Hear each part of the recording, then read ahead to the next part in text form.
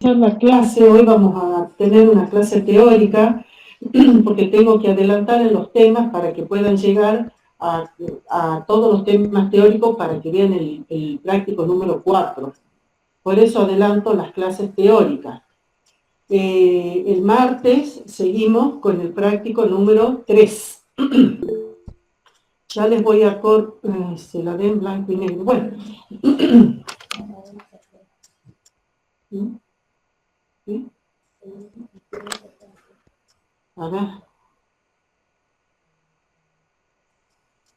ver ahí. Ahí está bien. Bueno. Yo en el campus ya les voy a colgar el práctico número 3 para que ustedes ya lo descarguen y lo tengan, lo vayan leyendo y viendo de qué se trata la parte práctica que ustedes tendrían que haber hecho si hubieran sido presenciales las clases.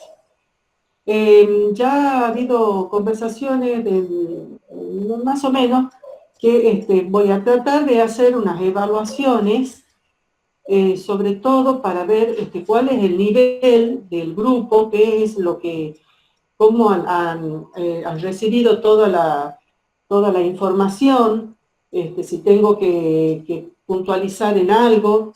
Entonces vayan estudiando los temas, también les voy a poner cuáles son los temas teóricos que tienen que estudiar para cada práctico. Vamos a rendir prácticos por separado, o sea, van a ser 4 evaluaciones, y para cada práctico tienen que estudiar determinados temas teóricos que son importantes para que puedan entender la parte práctica.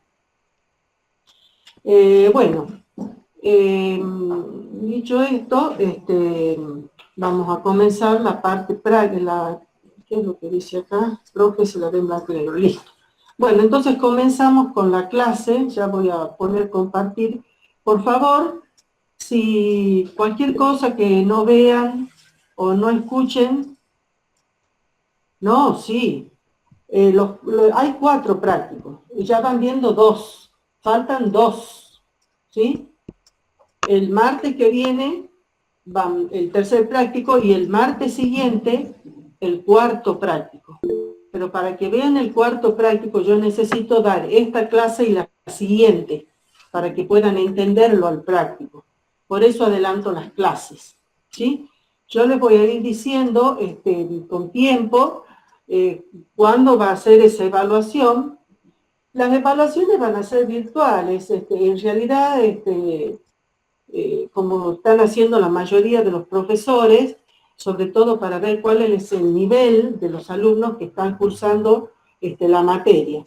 Ya vamos a ver qué pasa con la prueba de integración. Esa no sé cómo se la va a hacer, la verdad, ya esperemos que se la pueda, pero yo necesito saber cómo van ustedes en cuanto al nivel, qué es lo que van asimilando, si se va explicando bien, si entiende, si hay que puntualizar o hacer hincapié en algún tema en especial. ¿Sí? Las evaluaciones no sé cómo las voy a hacer, pero son todas a través del campus. Ya después los detalles exactamente no las sé. Ya voy a ver si van a hacer con notas y eso ya lo sé. Lo que les quiero decir es que vayan a estudiar los temas, sobre todo los primeros temas, y los prácticos que les vamos dando hasta ahora. ¿Sí? Bueno, eso quería comentar. Ya voy a poner el Power ahora. Cualquier cosa que no vean o no escuchen, me avisan, por favor, y lo corregimos.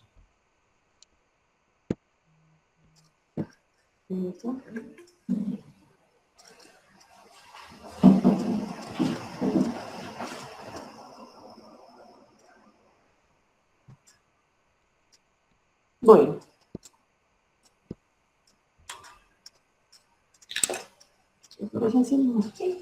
Bueno, el tema que vamos a desarrollar hoy es el tema número 7, que es complemento. Yo me he adelantado a darles este tema porque es importante para la respuesta inflamatoria que va a ser la clase que viene. Bueno, este es el programa teórico. Bueno, ¿qué es el complemento? ¿Qué es el sistema del complemento? Ahí les he escrito, es un complejo proteico multienzimático formado por componentes que reaccionan en cascada, están en todos los vertebrados.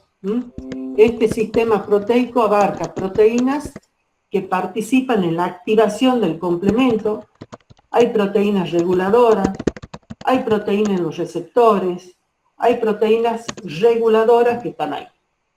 Los componentes son aproximadamente 30. Y circulan en el suero en forma inactiva, o sea que circulan como proenzimas o zimógenos. Y estas proenzimas zimógenos son activados por proteólisis por el componente anterior en la cascada de activación. Y cuando se activa, expone un sitio activo en la molécula que permite que el componente se le una. O sea que este modo de activación, ya les voy a ir explicando, involucra un mecanismo de amplificación del sistema del complemento. Se generan muchos fragmentos y eso facilita la amplificación.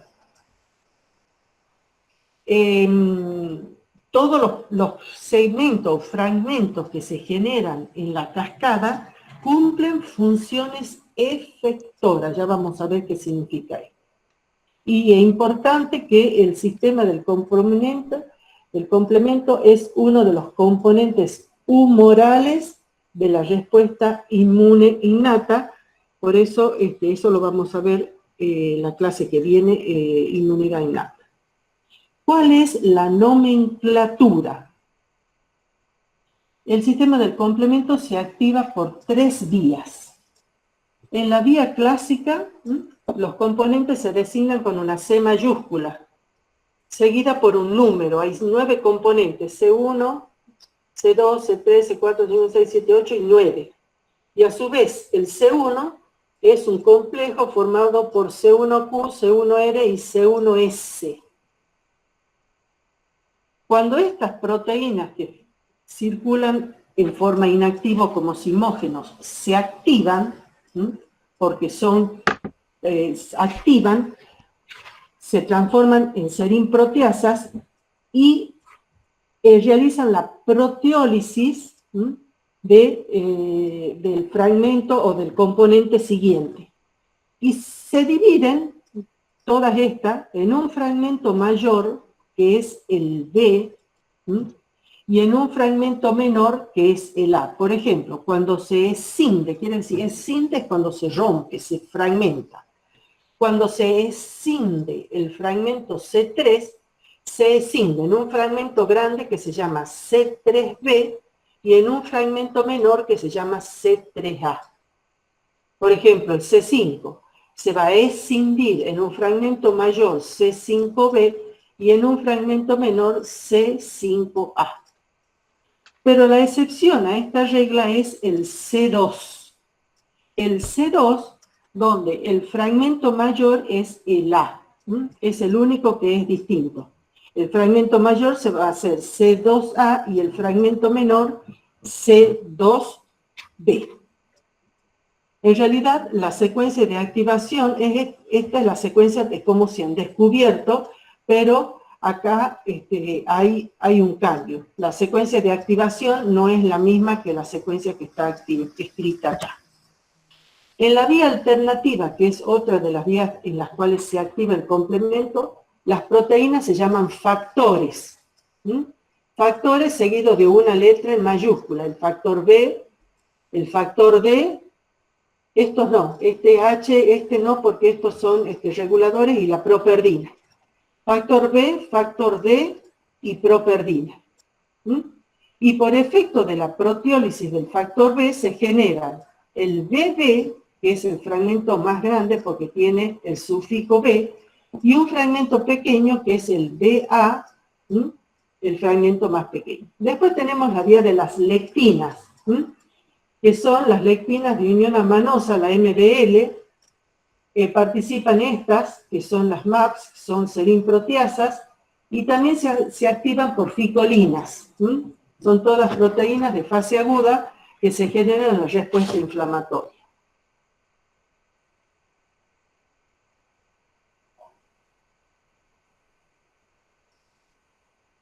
Y tenemos también los componentes de reguladores. ¿Cómo se nombran? Se designan con nombres descriptivos de su función. Por ejemplo, el inhibidor de C1 se pone C1 inhibidor. ¿Por qué? Porque inhibe al primer componente de la vía clásica. El factor acelerador de la degradación, esa es la función que tienen, ya vamos a ver qué hacen cada uno de estos reguladores. Tenemos los receptores, que son también proteínas que se designan con CR, CR1, CR2, CR3 y CR4. Y después tenemos fragmentos inactivados que se le pone una I adelante. Bueno, entonces, esto es la vía de activación, que se va a activar, les he dicho, por la vía clásica, se puede activar por la vía de las lectinas y se puede activar por la vía alternativa.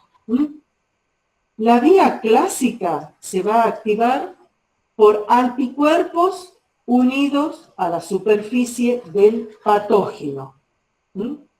La clásica necesita anticuerpos para activarse, anticuerpos unidos al patógeno. La alternativa esta es la más antigua filogenéticamente, ¿sí? La clásica se descubrió primero, pero la alternativa filogenéticamente es más antigua. La alternativa se activa directamente sobre la superficie del patógeno. El sistema del complemento, en este caso, actúa en estadios tempranos antes de que se formen los anticuerpos. Entonces, funciona en estadio temprano cuando recién ingresa el patógeno, ya se pone en alerta el sistema y comienza el complemento a hacer su trabajito. Y tenemos la vía de las lectinas, que se activan por lectinas. Estas lectinas se sintetizan durante la fase aguda de una infección en grandes cantidades. ¿Sí? Ya vamos a ver cómo se activa cada una de estas. O sea que el primer paso es de la activación de la cascada del complemento, es el reconocimiento del patógeno, que es distinto para la vía clásica, es distinto para la vía de las lectinas y es distinto para el vía de las alternativas. Pero, a pesar de que se originan de distinta forma, todas confluyen hasta la escisión o fragmentación del fragmento C3. ¿Sí? Y a partir del C3, ya tenemos estos fragmentos, el C6, 7, 8 y 9, que no tienen actividad enzimática y van a llevar hasta la formación del CAM. CAM o complejo de ataque a la membrana. Ya vamos a ver qué es lo que hace. Entonces, a partir del C3, la vía es común para las 3 vías de activación del complemento. Entonces, vamos a comenzar por la vía clásica. A ver, voy a correr esto ahí. Bien, en la vía clásica, el primer componente es el C1, que les he dicho que es un complejo proteico multimédico que está estabilizado, esto es muy importante, por iones calcio y magnesio. Este complejo está formado por el C1,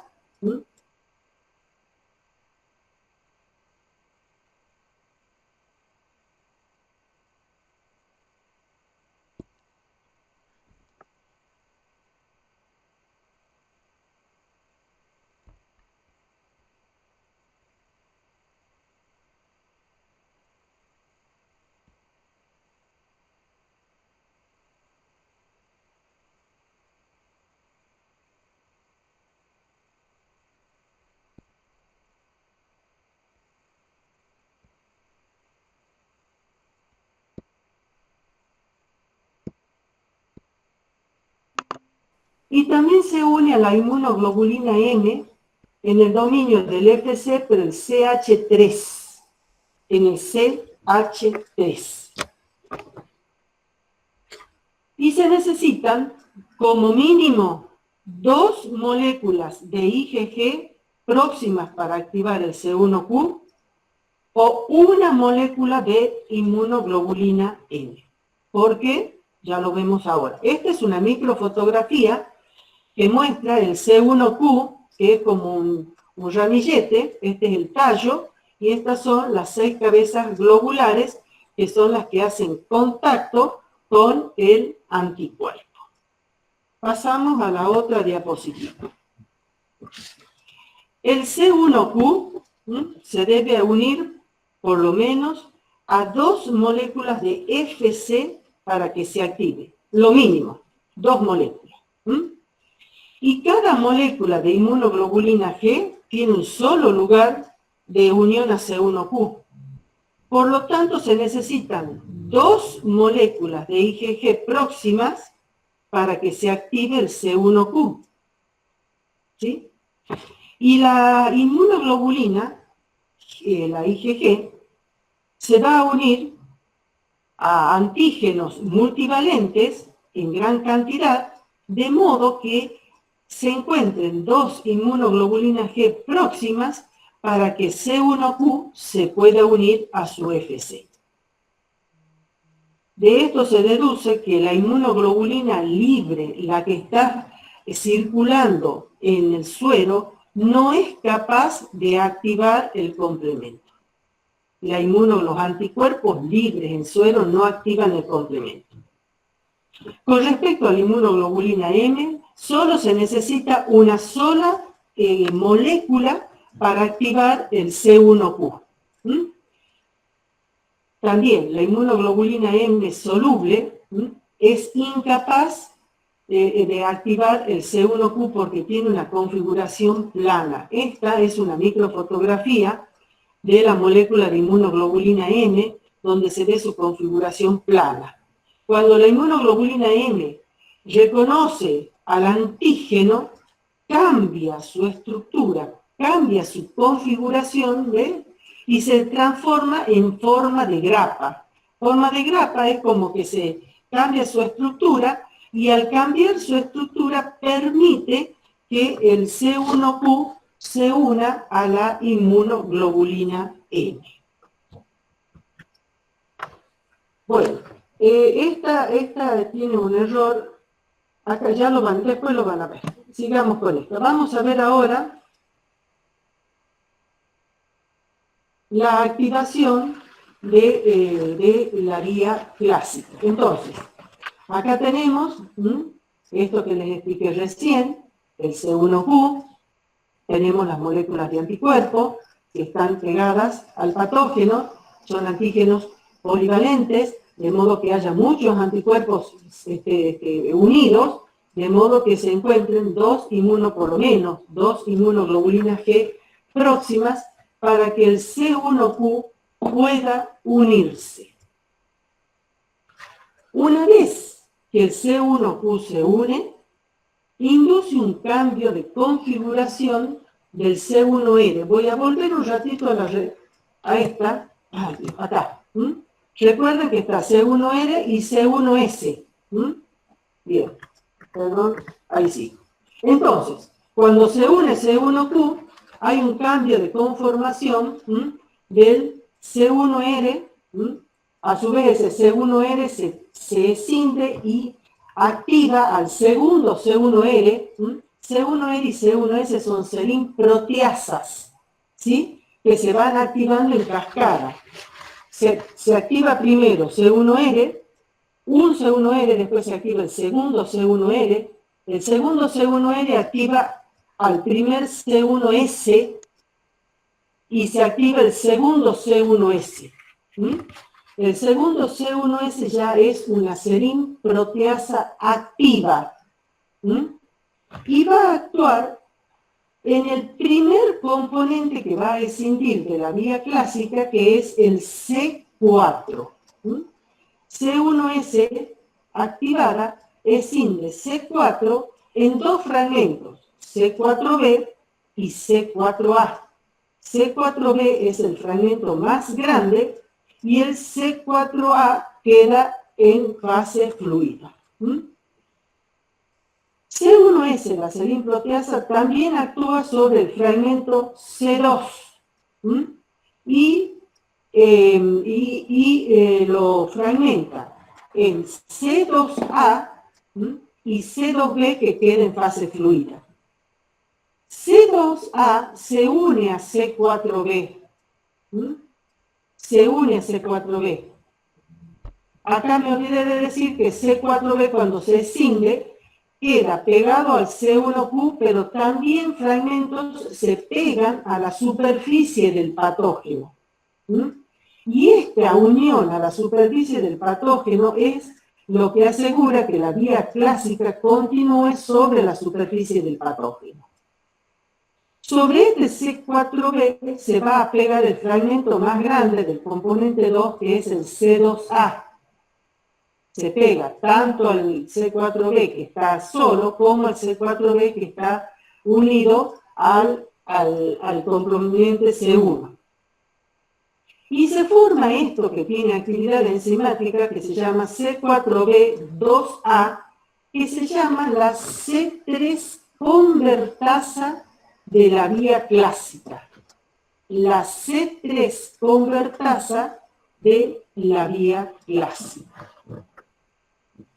Si yo digo que es C3 convertasa, quiere decir que actúa sobre C3. Es el próximo componente que se escinde en la cascada de la vía clásica. ¿Sí? Y C3 se escinde en un fragmento grande que es C3b, que se va a unir a la C3 convertasa, y C3a que queda en fase fluida.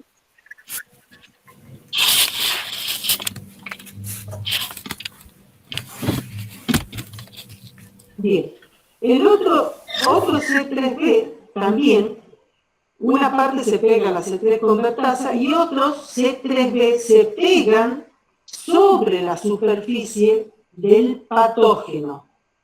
Lo dejamos ahí, ya lo sigo explicando. Entonces, el C3b que se ha unido a la C3 convertasa forma esto que es la C4b2a3b, que es la C5 convertasa de la vía clásica. C4b2a3b, la C5 convertasa de la vía clásica. ¿Qué significa si es C5 convertasa? Va a actuar sobre el siguiente componente que es el C5. Y lo escinde en un fragmento grande que es el C5b y en un fragmento más pequeño que es el C5a. Por otro lado, este C3b que queda pegado en la superficie del patógeno va a activar la vía alternativa, porque se le va a pegar a este C3b la proteína o el factor B que está circulando, ya lo van a entender enseguida, se une acá el fragmento B y después continúa como si fuera una activación por la vía alternativa. O sea que la vía clásica permite la amplificación. Acá hay una amplificación de la respuesta. Porque cada uno de estos C3b que se pegan activan una vía alternativa. ¿Sí? Lo mismo que este C4b que se ha pegado también es un mecanismo de amplificación de la respuesta. Vale, voy a correr esto. Ahí. Bien. En condiciones normales, este es el C3 que está circulando en condiciones normales, ¿sí? en el suelo, y hay una activación basal. Hay una activación basal del C3 que por proteínas plasmáticas se escinde en C3b y en C3a. Eso es condición basal, sin la presencia de ningún patógeno. ¿Sí? Cuando está como C3, el cinesindil tiene los grupos tioéster muy protegidos. Y cuando se escinde por proteasas plasmáticas, el C3b ya expone su sitio tioéster. ¿Sí? Si este C3b no encuentra una superficie del patógeno, se inactiva por hidrólisis, ¿sí? Y forma, se descompone.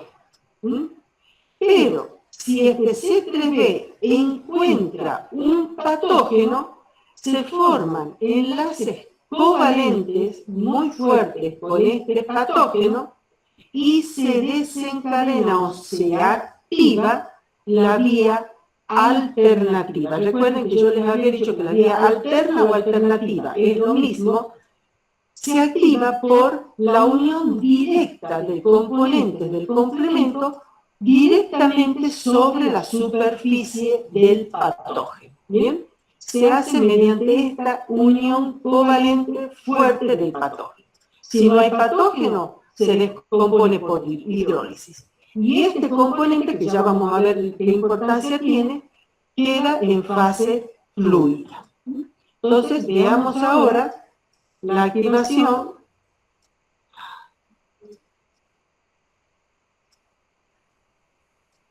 Veamos ahora la activación.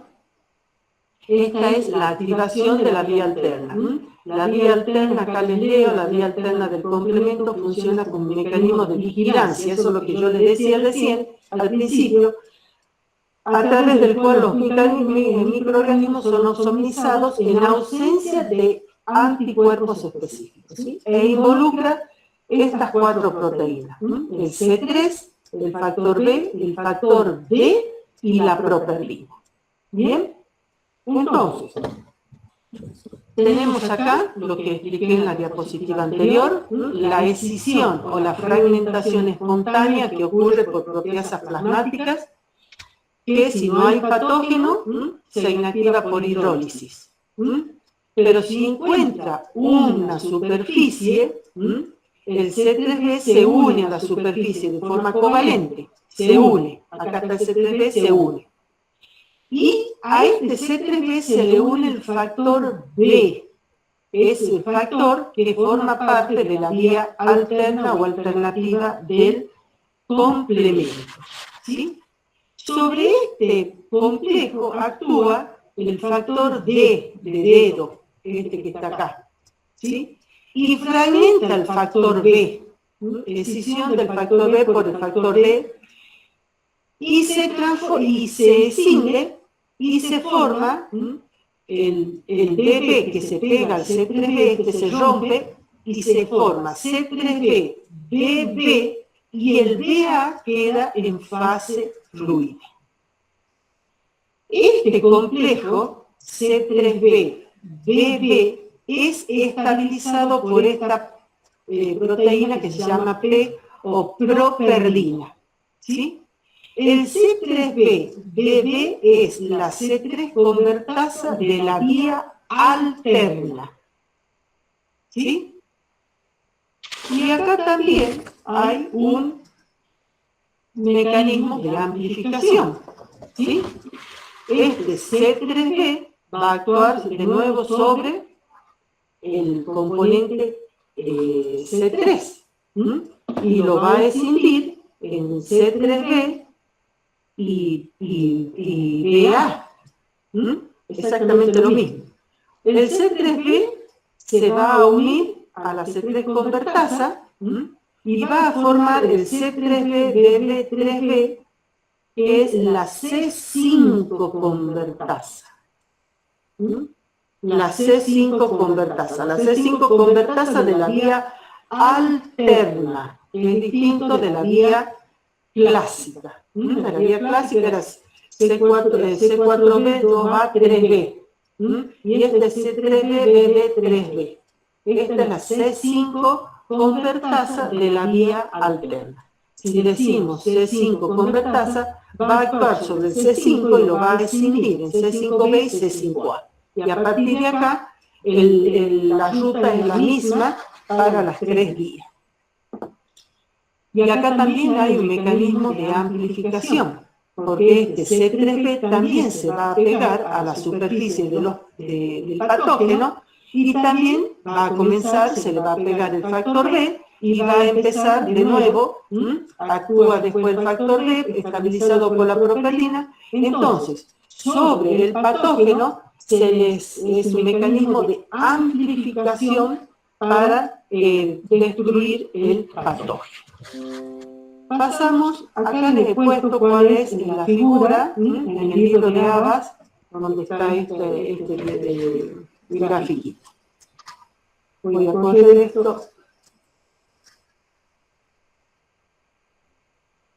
Bien. Esta es la activación por la vía de las lectinas. Acá está puesto, esta es el figura 410 en el Abbas. Este es el C1Q de la vía clásica. Este es la lectina fijadora de manosa, acá está en inglés, MBL, manosa binding lectin, o lectina fijadora de manosa. ¿Sí? Y tenemos también las ficolinas. ¿Sí?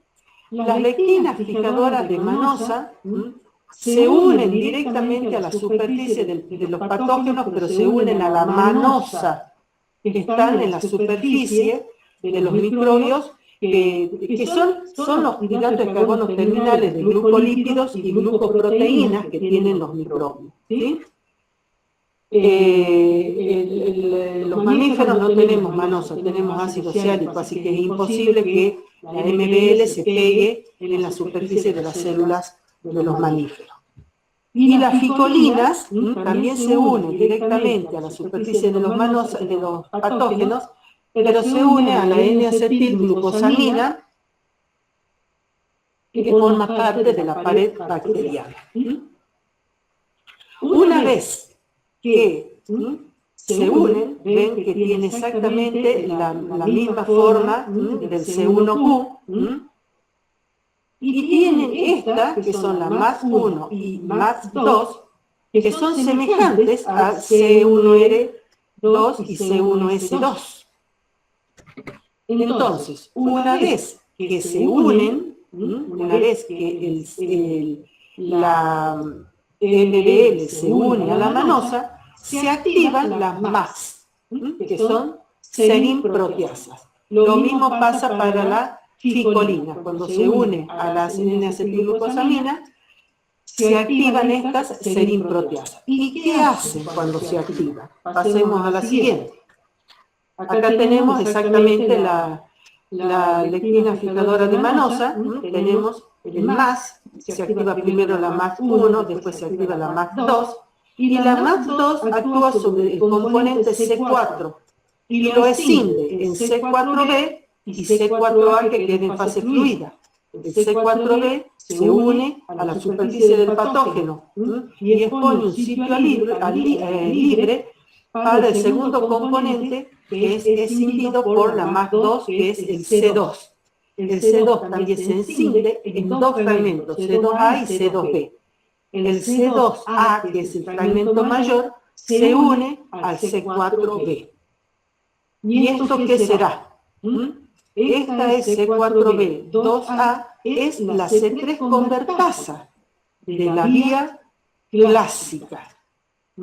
O sea, la C3 convertasa que se ha formado por la vía de las lectinas o de las ficolinas, sin que intervenga el primer componente de la vía clásica, que es el C1.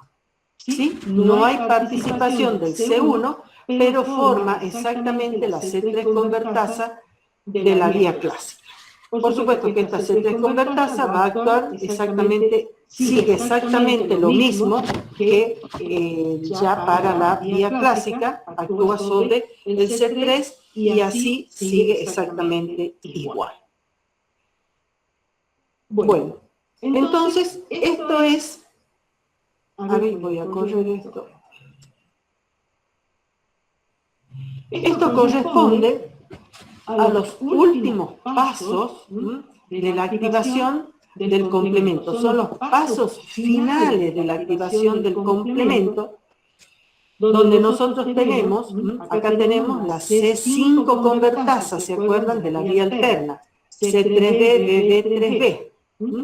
Esta C5 convertasa también puede venir de la vía clásica y de la vía de las lectinas, que era el C4B, 2A, 3B.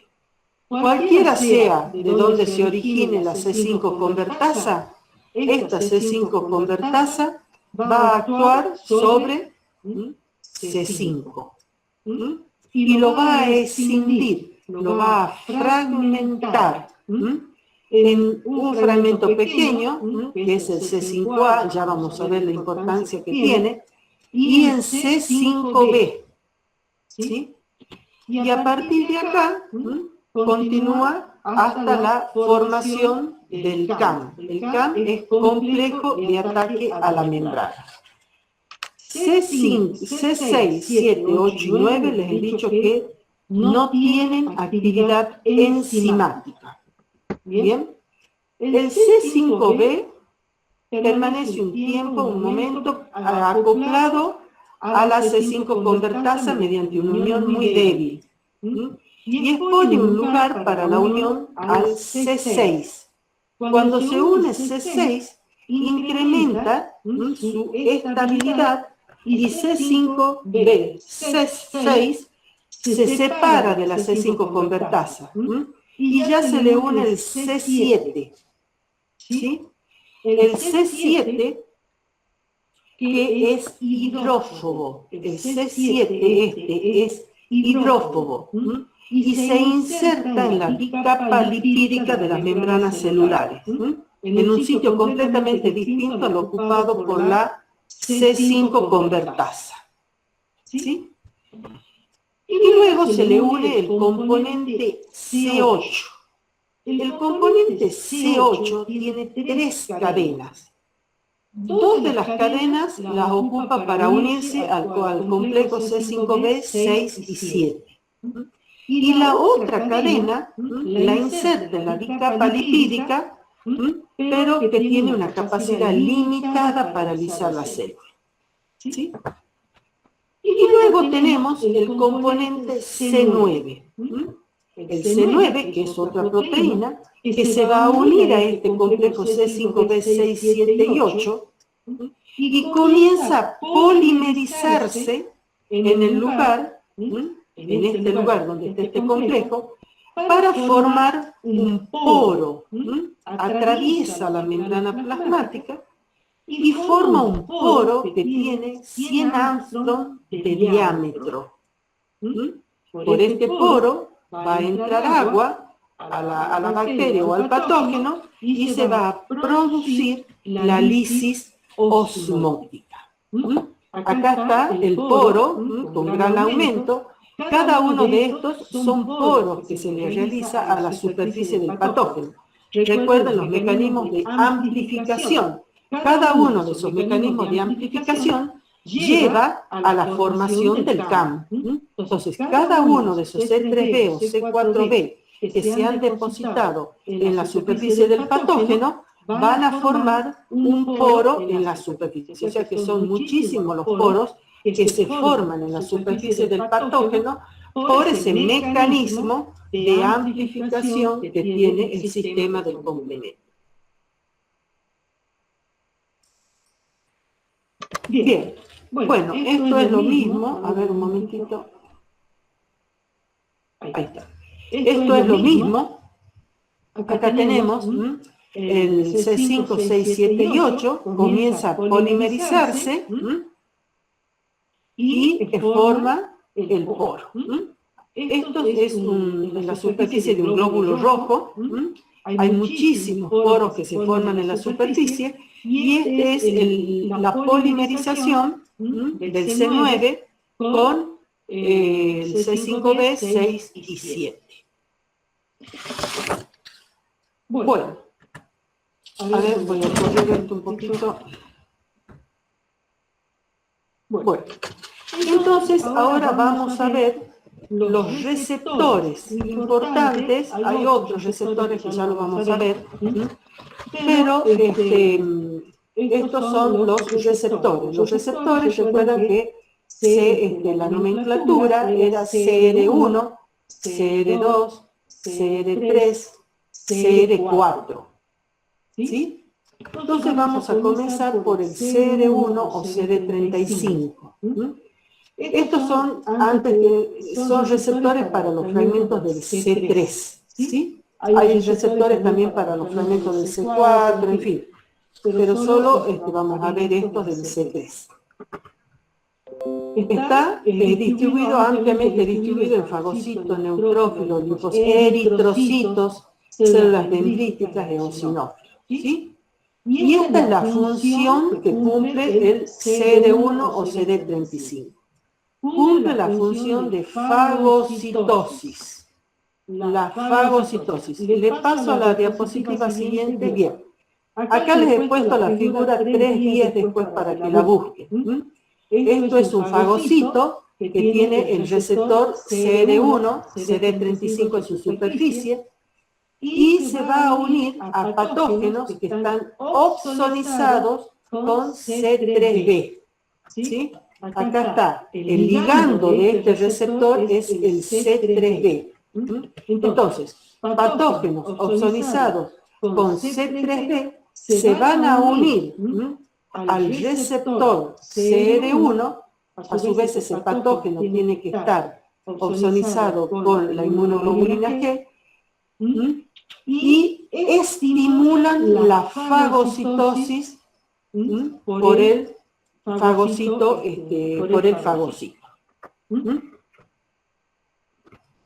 Pasemos al anterior. La otra función importante es la eliminación de inmunocomplejos. Vuelvo a la siguiente. Acá voy a correr esto.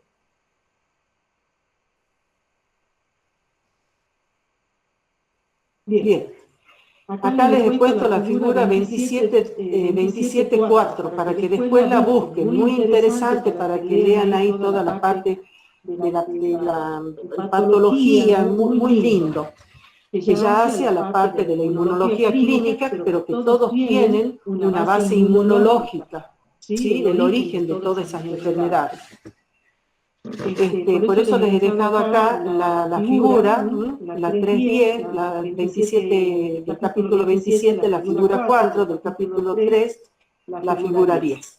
Bueno, entonces, la otra función importante que tienen es la de eliminación de los inmunocomplejos, ¿sí? Acá tenemos anticuerpos, acá tenemos antígenos, y se forman inmunocomplejos a los cuales se les une el C3b. Eso se hace en la circulación. Se forman esos inmunocomplejos, que son depurados ¿por quién? Por los eritrocitos. Los eritrocitos que tienen el receptor CR1. ¿Sí? Entonces, unen los inmunocomplejos que están en la circulación, los pega a su receptor y los lleva hasta el hígado, donde están las células de Kupffer, para que sean eliminados. ¿Sí? Y el eritrocito deja los inmunocomplejos y luego sigue circulando. Al eritrocito, al glóbulo rojo no le pasa nada. Los inmunocomplejos, si no son bien depurados, se depositan en los glomérulos y forman la glomerulonefritis. Y hay distintos tipos de glomerulonefritis. Están las glomerulonefritis membranoproliferativa. Ahí lo tienen que leer, muy interesante, muy lindo. Les va a venir muy lindo a ustedes, que les va a servir después cuando hagan materias ya de tercer, de cuarto, quinto año, ya al final. Bueno, tenemos que el CR1 acá, ya vamos a ver que actúa también como factor proteína reguladora. Pasamos al CR2 o CD21, que su ligando es el CD3. El CD3 que se origina de la fragmentación del C3b. Está en linfocitos B, en células dendríticas, y en las células epiteliales. Este CDR2 o CD21 es muy importante porque actúa como correceptor para la activación de los linfocitos B. Esta es una de las funciones importantes que tiene el complemento, ¿sí? De potenciar la respuesta B de antígenos que están opsonizados por el C3D. Entonces pasamos ahora a este. Bien. Acá les he puesto para que después se fijen la figura del capítulo 13, la figura 10. Este es el BCR. El BCR con su heterodímero. Y acá está el antígeno, que está opsonizado por fragmentos del C3B. ¿Sí? Y este es el CD21. Y este es el CD19. Todo esto forma un complejo. ¿Sí? Cuando se une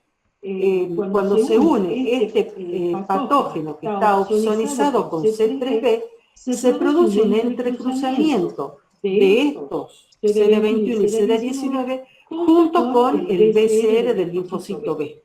¿Sí? Y esto activan, esto es el linfocito B, activan al linfocito B, por lo tanto favorece la respuesta inmune humoral. Este es el receptor CR2. ¿Sí? Bien.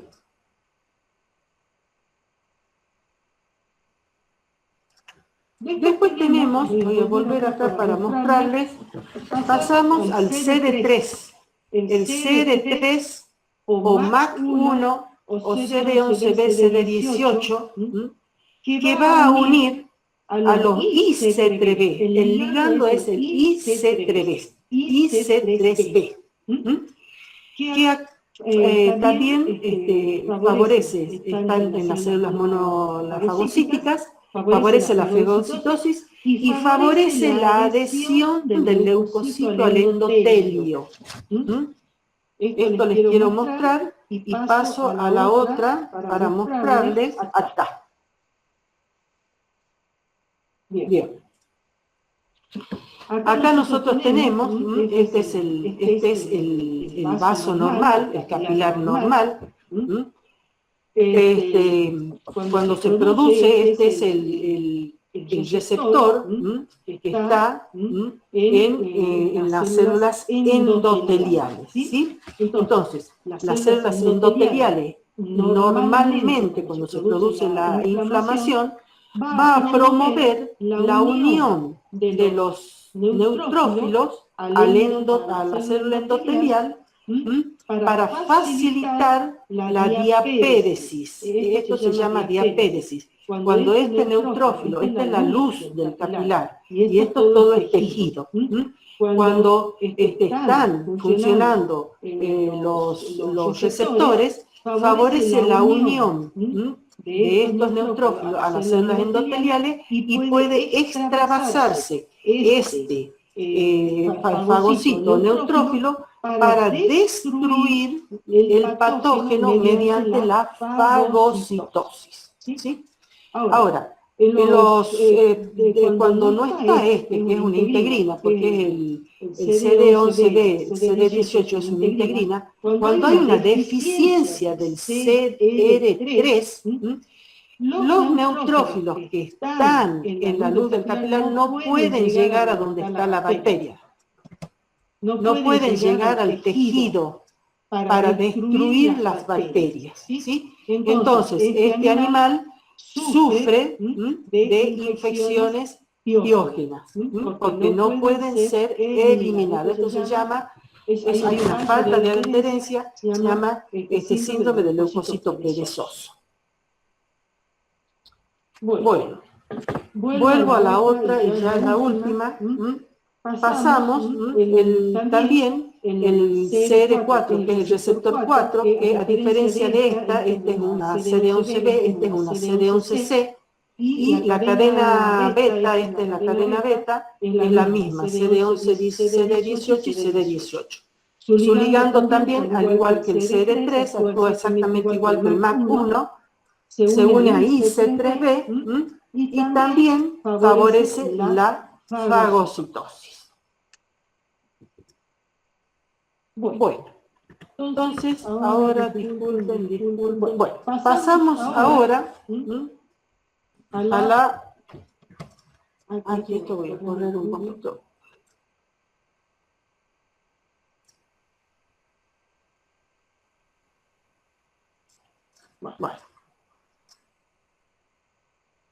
Bueno, pasamos ahora a la...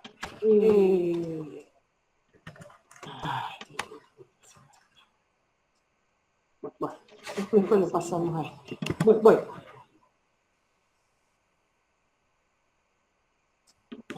Bueno, estas son las funciones que tiene el sistema del complemento. Recuerden que una función importante que hemos dicho recién es la potenciación de la respuesta inmunohumoral a través de la estimulación de los linfocitos B. Esa es una función importante que le hemos visto recién. La otra función importante que tiene el complemento es su efecto citotóxico directo sobre los patógenos a través de la formación del CAM, del complejo de ataque a la membrana, que produce la lisis osmótica. No, porque no podía acá, pero ya está bien. Sí. A través de la lisis osmótica con la formación del CAM. Otra función importante es la que se generan fragmentos. El C3B que se genera es una opsonina.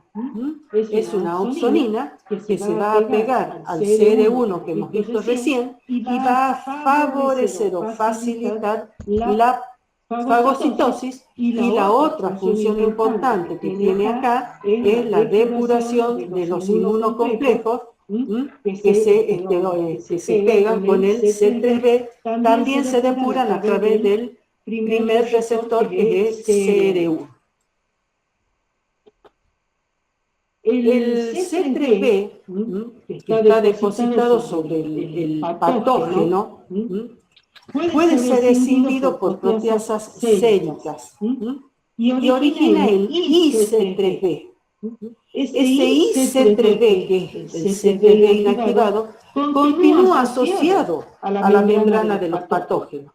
Por eso es que los receptores, el CD4 y el CD3, son estimulados por el IC3B. ¿Bien?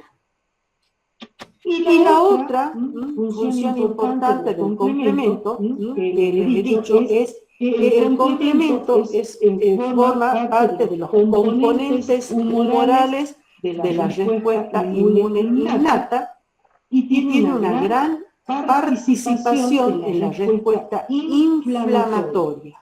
¿Sí?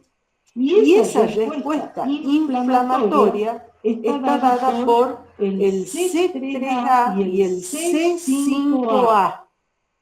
El C3A y el C5A que funcionan como anafilotoxinas. ¿Sí? El C3A y el C5A.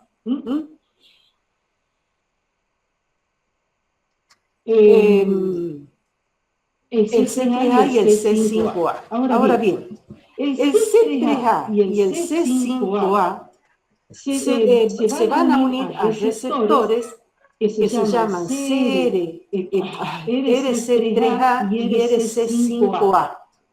Estos receptores están en muchísimas células. Están en los neutrófilos, están en los eosinófilos, en los basófilos, en los mastocitos, en los monocitos, ¿sí? En los macrófagos, en células musculares lisas, en células endoteliales, están en las plaquetas, están en las células dendríticas. ¿Sí? Entonces, cuando estas anafilotoxinas C3A, C5A se unen a los receptores que están de cada uno, ¿verdad? Que están en estas células, activan a las células a las cuales se han unido. ¿Sí? Así se van a unir a los receptores de los mastocitos y va a producir la desgranulación. ¿Sí? La desgranulación de los mastocitos, y también, ya vamos a ver, son el C3A y el C5A son quimiotácticas, quiere decir que reclutan, atraen a los neutrófilos. Entonces, que quede claro, C3A y C5A se llaman, son anafilotoxinas y son quimiotácticas de neutrófilos. ¿Sí?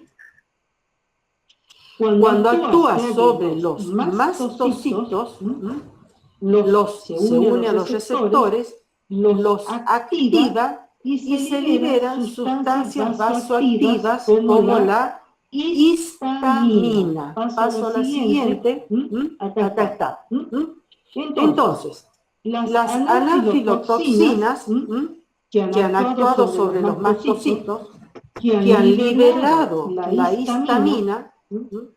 La histamina, esto es un capilar, esto es tejido. Acá están las anafilotoxinas C3A y C5A. Entonces, estas anafilotoxinas actúan sobre los mastocitos y liberan la histamina. ¿Qué hace la histamina? La histamina tiene efecto sobre los vasos sanguíneos. ¿Por qué? Porque aumenta el flujo sanguíneo local, donde está la lesión. Ahí aumenta el flujo sanguíneo local. Aumenta la permeabilidad endotelial. Y aumenta la expresión de adhesinas o de integrinas al endotelio. Este es un efecto de la histamina sobre los vasos sanguíneos. Entonces, estos tres efectos, el aumento de sanguíneo, el aumento de la permeabilidad y el aumento de la expresión de las adhesinas, facilita la difusión de proteínas séricas a los tejidos infectados. Acá están, ¿ven? Estos representan las bacterias. Entonces, pasan inmunoglobulinas, pasan componentes del complemento, pasan proteínas de fase aguda y facilita también la extravasación de los neutrófilos al sitio de la lesión. Y acá estos neutrófilos, con todas estas proteínas, van a realizar la fagocitosis. Ya estamos acá todo en una respuesta inflamatoria. Por eso tenía que dar este tema antes de ver inflamación, para que vean la importancia que tiene el complemento en la respuesta inflamatoria. Ahora bien, las anafilotoxinas C3A y C5A también actúan sobre células musculares lisas. Inducen la contracción de las musculares lisas y actúan sobre las células endoteliales. O sea, la histamina y estas anafilotoxinas también aumentan la permeabilidad del endotelio y aumentan la expresión de las moléculas de adhesión.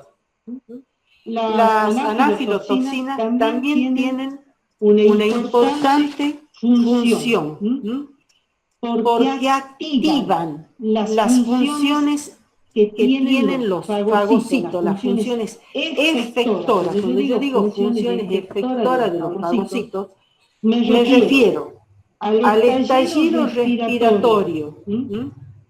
Hay una generación de los intermediarios reactivos del oxígeno. Todo esto ya lo vamos a desarrollar en la clase que viene. Pero es el efecto que hacen la C3A y el C5A como anafilotoxina. Activan las funciones efectoras de los fagocitos. Al estallido respiratorio, la liberación de las enzimas lisosómicas, el incremento de su capacidad fagocítica para poder destruir este microbio o este patógeno. Se producen también intermediarios reactivos, intermediarios lipídicos, ya vamos a ver, que se llaman prostaglandinas y leucotrienos, y también se produce otro mediador lipídico que es el PAF, PAF, que se llama factor activador de las plaquetas. ¿Sí? Esto va a formar un trombo en los capilares para enlentecer el flujo sanguíneo. ¿Sí? Todo lo vamos a desarrollar en la clase de la respuesta inflamatoria.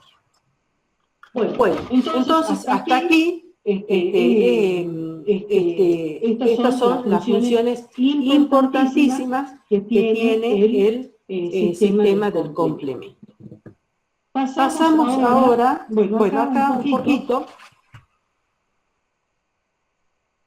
Esto es lo mismo. Acá tenemos la función del C3b como opsonina, que va a facilitar la fagocitosis. Acá tenemos el efecto citotóxico directo, que lleva a la formación del CAM, del complejo de ataque a la membrana, con la formación del poro y la lisis osmótica de la bacteria. Esto se llama efecto citotóxico directo sobre el patógeno. Y acá tenemos el C3A y el C5A, que son anafilotoxinas, y son quimiotácticos de fagocitos, ¿sí? Que van a participar en la respuesta inflamatoria. Bueno, por último vamos a ver la regulación del sistema del complemento, ¿sí? Porque el sistema del complemento solo se tiene que activar sobre las proteínas de los patógenos, sobre la superficie de los patógenos. Estas son proteínas regulatorias que están en los mamíferos que impide que el sistema del complemento pueda activarse sobre células de los mamíferos. Dentro de esas proteínas regulatorias hay proteínas que son solubles y otras que están fijas a la membrana. ¿Sí? Dentro de las solubles está el C1 inhibidor, el C4 binding protein, que es C4BP, el factor H, el factor I y la proteína S, que es una vitronectina, no importa, la proteína S. Y después tenemos las proteínas regulatorias de membrana, que está el TAF o CD55, se llama factor acelerador de la degradación, acá está en inglés. El MCP, proteína cofactor de membrana, proteína cofactor de membrana, acá está su nombre en inglés. El CR1, recuerdan que también tenía, les había dicho cuando les mostré el cuadro de los receptores, que tienen funciones y cumple importantes funciones en la regulación. Y el CD59, que ya vamos a ver, que participa en la regulación de los últimos pasos de la activación del complemento. Entonces vamos a ir desarrollando una por una, paso acá. Bueno. En el pizarro ustedes tienen este dibujito, entonces yo les voy a ir explicando y ustedes después se van a ubicar en cada uno de estos, ¿sí? La activación clásica va a actuar el C1 inhibidor. El C4 binding protein controla la C3 convertasa de la vía clásica. El factor I, el factor H, el de la vía alternativa, pero van a ver que el factor I también participa acá. Y en los últimos pasos de la activación del complemento vamos a tener una proteína de membrana CD59 y la proteína S que es soluble. Bueno, este es el C1 inhibidor. Acá está el C1 inhibidor. El C1 inhibidor regula la vía clásica. ¿Cómo actúa el C1 inhibidor? Acá tenemos que ya está activado el C1Q, que se ha unido al anticuerpo. Acá está el patógeno, unido a sus determinantes antigénicos, unido al FAB de la inmunoglobulina. Y acá tenemos las cabezas globulares. Ya está activado C1R y C1S. C1 inhibidor disocia el C1 activado. Disocia. Quiere decir que lo separa. Y acá se forma el complejo C1 inhibidor, C1R y C1 inhibidor, C1S. Entonces, al disociar la serinproteasa del primer componente, no se puede activar y se frena la cascada de la vía clásica. Así actúa el C1 inhibidor que está acá. ¿Está claro? No se puede formar la C3 convertasa.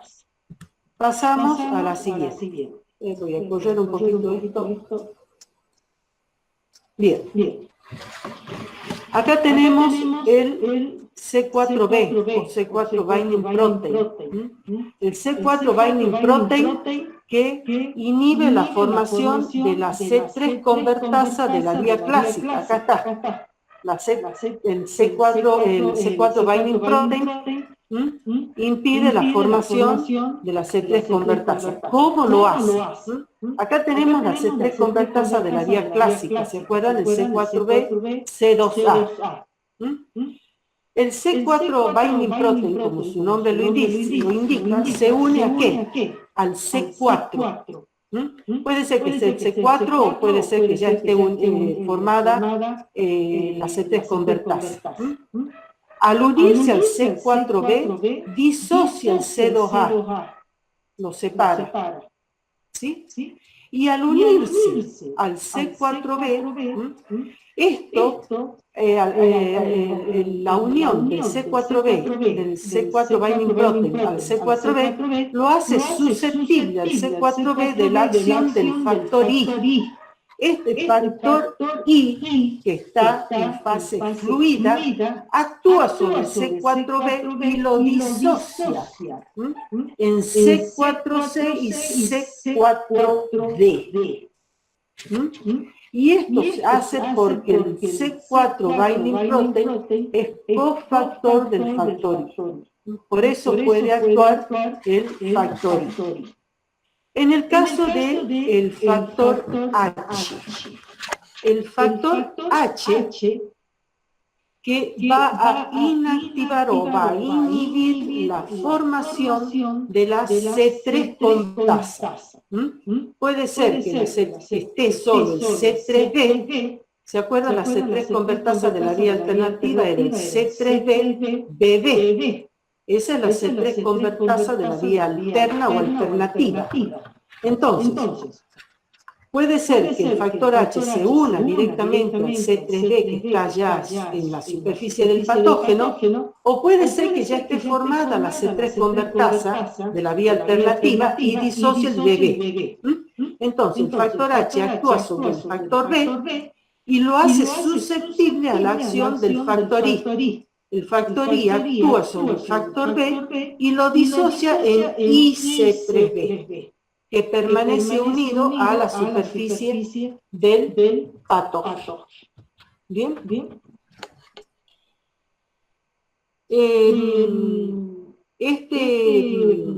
Bien, acá está porque el factor H es cofactor del factor I. Bien. Acá tenemos el DAF, que es el factor acelerador de la degradación, que está en la superficie de las células de los mamíferos. Es un regulador de membrana. Lo mismo que proteína cofactor de membrana, acá está en la superficie de los mamíferos. ¿Sí?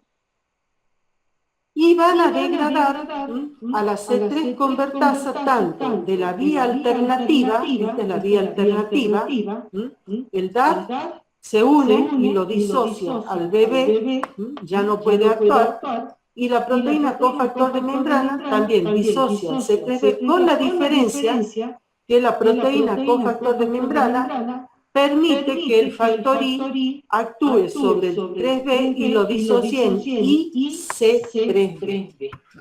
¿Sí? Acá tenemos, esto es en forma general, acá está el receptor CR1, que también es una proteína reguladora de membrana que va a disociar tanto a la C3 convertasa de la vía clásica como la C3 convertasa de la vía alternativa. Entonces, en la vía clásica lo mismo el DAR y el MSP. Este de acá, esto es solo de la vía alternativa, y acá tenemos de la vía clásica. En la vía clásica, tanto el DAR, el proteína cofactor de membrana, y el CR1 se van a unir al C4b y disocian el C2A. Y acá tenemos esto, que es la vía alternativa, que es lo que está acá. Bueno, por último,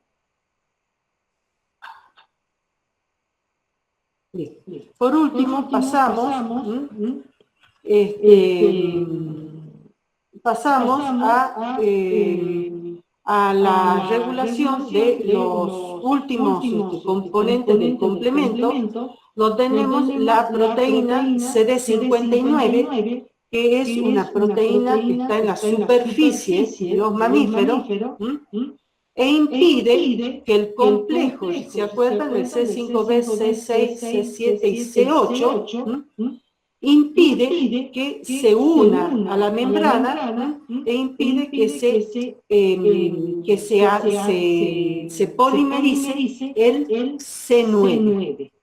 Impide la polimerización del C9, por lo tanto no hay formación del CAR. Y la proteína S también regula los últimos pasos de la activación del complemento, impide que el complejo C5, 6, 7, que este 6, 7 se pueda insertar en la membrana. Si no se puede insertar, tampoco se va a formar el complejo de ataque o TAM, el complejo de ataque a la membrana. Bueno, no, esto lo voy a sacar, esto no importa. Bueno, y por último, hay deficiencias genéticas, está muy lindo, les pongo acá para que también lo estudien, muy lindo, muy interesante, deficiencia de los C3 en los perros, ¿sí? En la colonia de los Brittany Spaniels, donde ellos cursan con niveles muy bajos de IgG. ¿Recuerdan la potenciación que hace el complemento a los linfocitos B? Entonces, cuando hay deficiencia de C3, entonces tienen bajos niveles de IgG. Estos perritos que tienen esta deficiencia tienen infecciones recurrentes en la piel, neumonía, piómetra, infecciones de las heridas, enfermedades renales por inmunocomplejos, porque no pueden depurar los inmunocomplejos, las células de Kupffer, en el hígado. Estas infecciones, estas heridas, se producen por cualquier bacteria, buena casita, Lactospirium, Pseudomonas, Escherichia coli y Klebsiella.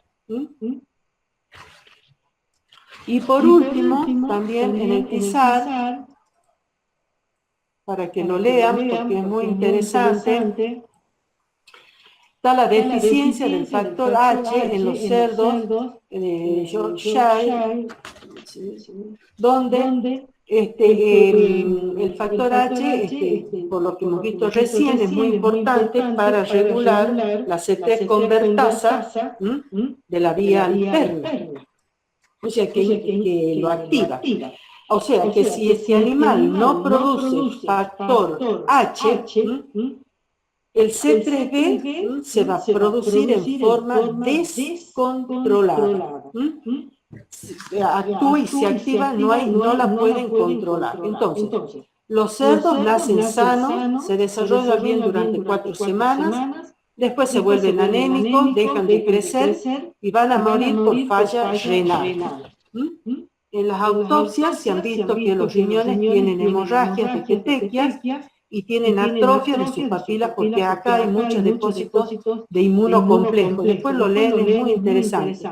Y ya al hacerle el microscopio óptico ya del post-mortem, se ve que hay alteraciones de los glomérulos, proliferación, claro que se forman las glomerulonefritis membranoproliferativas de tipo 2, para que lo vean ahí, engrosamiento de la membrana basal de los capilares. Bueno, acá les voy ya después les voy a colgar en el campus. Estas son las proteínas de la vía clásica que no están en el libro nuevo, así que este es un libro muy viejo que yo tenía. Están los componentes de la vía clásica. Acá están las proteínas de la vía alternativa, el C3, factor B, D y la properdina. Cómo actúan, qué es lo que hacen, para que lo lean, y las proteínas que participan en los pasos finales de la activación del complemento desde el C5 hasta el C9. ¿Sí? Ya les voy a colgar en el campo y ustedes lo descargan de ahí. Bueno, con esto terminamos la clase. ¿Qué me quieren preguntar? Las 3 vías son... No, las 3 vías no son de la vía innata. Cuando participa el anticuerpo, la vía clásica, es parte de la respuesta ya adaptativa, porque ya se han formado los anticuerpos, ¿sí? ¿Cómo se activa la vía alternativa? La vía alternativa se activa por dos caminos. Cuando se activa la vía clásica, se forma el C3b, ese C3b, que va a formar parte ya de la C3 convertasa de la vía clásica, pero también se deposita en otros lugares. Disculpe que me quedo sin batería.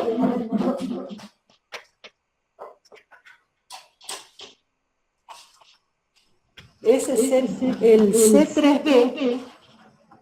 El C3b se deposita en la superficie del patógeno y ahí se le va a pegar o se le va a unir la proteína. De la clásica se activa la vía alternativa, pero la vía alternativa es la que primero se activa cuando ingresa el patógeno. Porque yo les expliqué recién que en C3 hay una activación basal del C3 por esas proteínas plasmáticas que se forman C3A y C3B. Ese C3B, si no encuentra o no detecta la presencia de un patógeno, se inactiva por hidrólisis, pero constantemente se está formando C3b en el suelo. ¿Sí? Ahora, la presencia de un patógeno, se ha formado C3b, se pega, la vía alterna se activa por la unión directa del C3b a la superficie de los patógenos. ¿Sí? Y las 3 vías no son de la respuesta inmune innata. La vía clásica, donde ya participan los anticuerpos, ya no es respuesta inmune innata. ¿Sí? Por eso yo necesitaba dar esta clase de complemento para que ustedes puedan comprender más la parte de la respuesta inflamatoria, que es lo que vamos a ver la clase que viene. ¿Alguna otra duda? De todos modos, chicos, la revisan a la clase, la estudian, yo les he puesto el número de figuras que pueden encontrarlo en